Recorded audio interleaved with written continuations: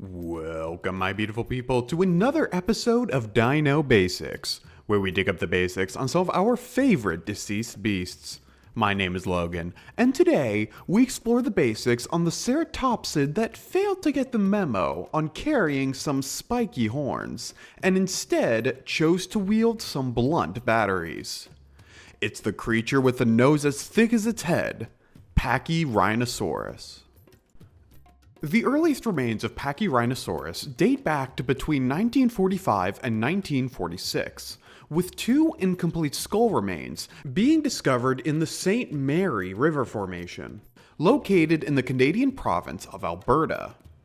These remains would go undescribed until 1950, when American-Canadian paleontologist Charles Mortram Sternberg, not to be confused with his father, famed paleontologist Charles Hazelius Sternberg, would describe a new genus of dinosaur based on these two skulls, naming the creature Pachyrhinosaurus canadensis.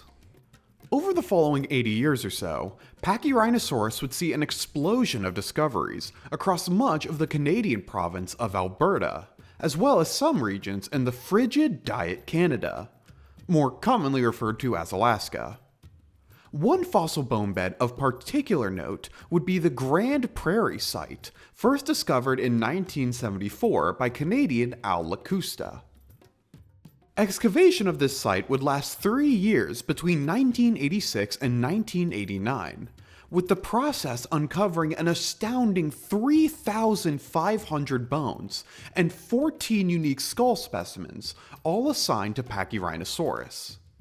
It is believed this site was a mass mortality event for these creatures, with the leading theory being a failed river crossing brought on by drowning from fast-running water, or predation from aquatic predators, similar to crocodiles preying on wildebeests in modern-day Africa.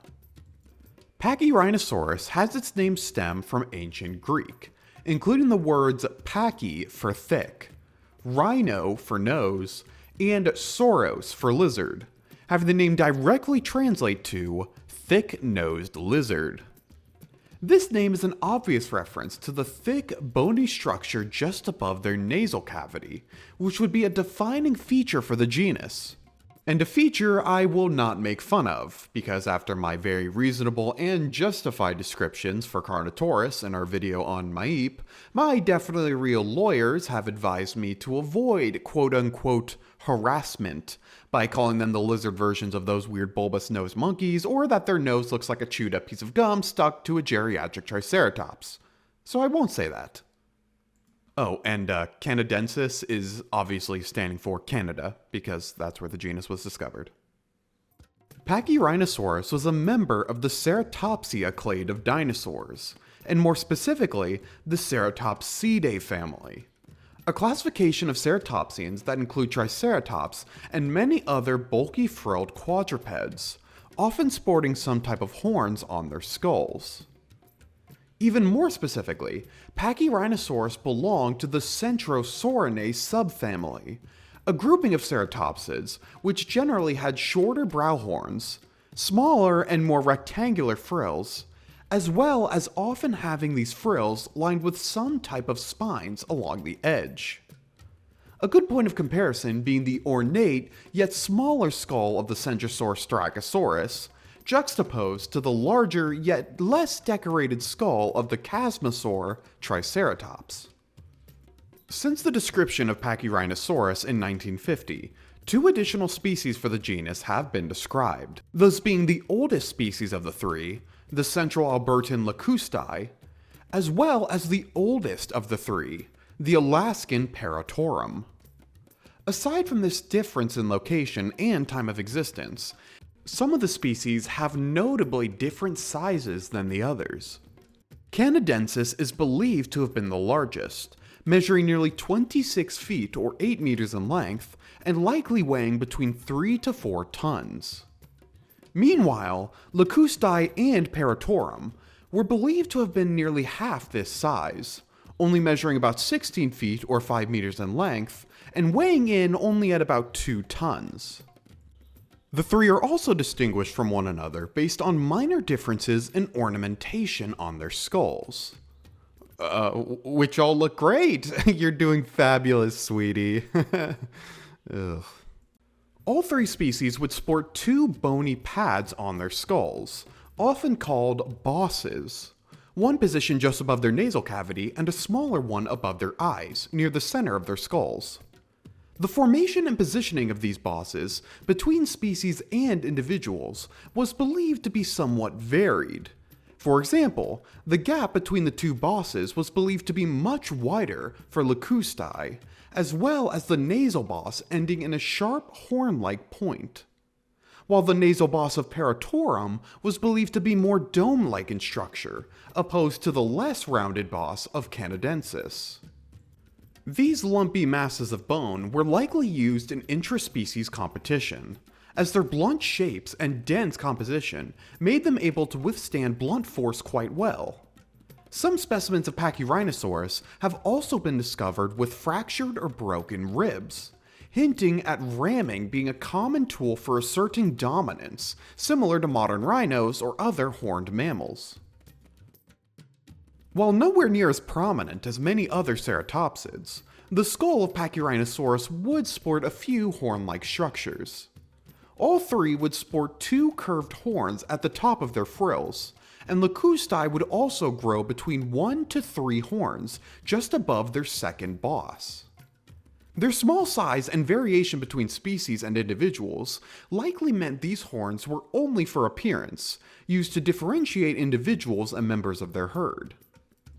Like many other ceratopsids, Pachyrhinosaurus would sport a powerful beak in front of rows of blunted teeth for cutting and grinding tough vegetation, likely making them efficient browsers and easily able to process the mass quantities of plant they would need to sustain themselves. Their forelimbs and hindlimbs were both comparable in size and overall fairly short, helping the creature lift its heavy body in a quadrupedal stance, but still relatively close to the ground.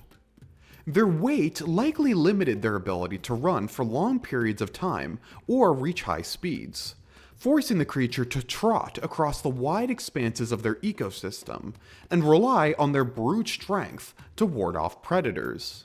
At the end of their bodies would be a fairly thin and short tail, likely providing some amount of counterbalance to their more top-heavy physique.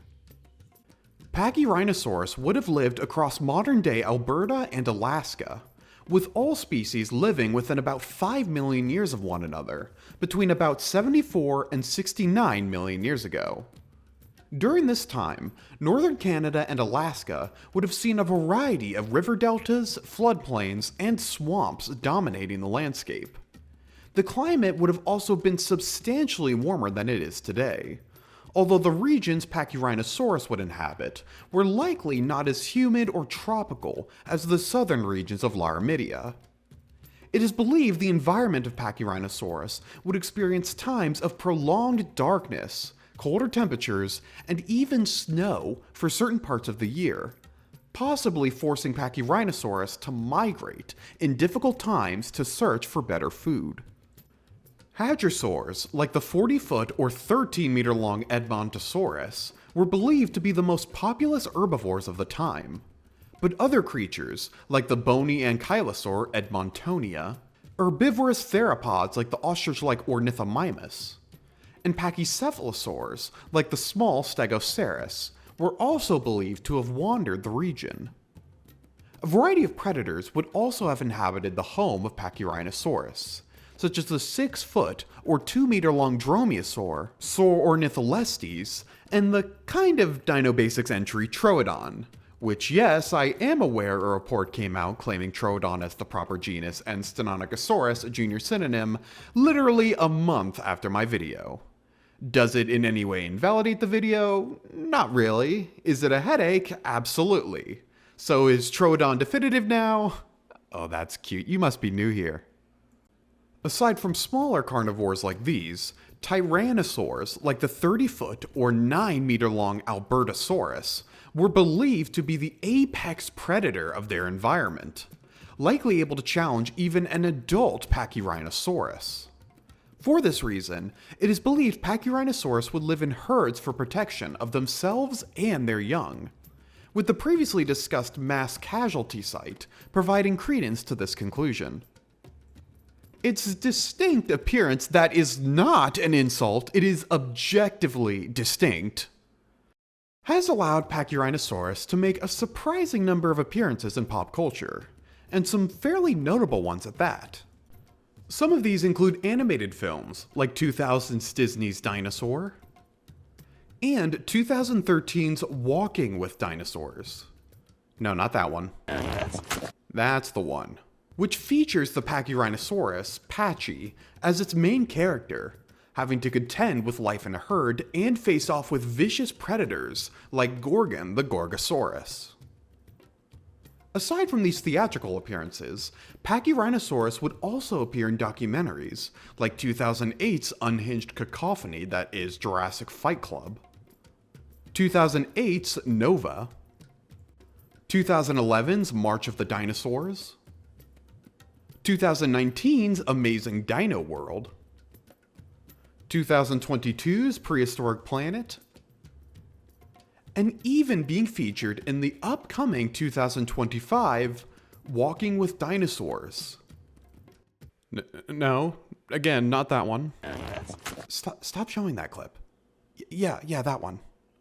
Some other smaller appearances include 2021's video game Jurassic World Evolution 2, 2022's video game Prehistoric Kingdom, and the 2024 animated series Jurassic World Chaos Theory.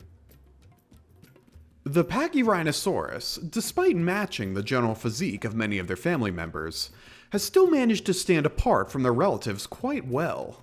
Their ornate skulls, horns, bumps, and all made this creature a formidable bruiser, more than capable of breaking bone and body to have their way. And with unique variation between individuals and species, this dinosaur was oozing with personality, even among their own. Packy your bags, Triceratops. There's a new tough-headed herbivore ready to steal your throne. And they have the power to back it up. That's gonna do for this episode. Thank you so much for watching, and I hope you enjoyed. Be sure to leave a comment below what you think of Pachyrhinosaurus, and if you've heard of this creature before the video. I would certainly say I am biased towards ceratopsians. Triceratops and Styracosaurus have been some of my favorite dinosaurs for years, so I think I was overdue for exploring one on the Dino Basics again. But next week, we take a break from ceratopsians and even dinosaurs, as we explore the basics on by far the most recent creature to ever be explored on the channel, as we look into the titanic ape, Gigantopithecus. Thank you for your support, and see you in the next video.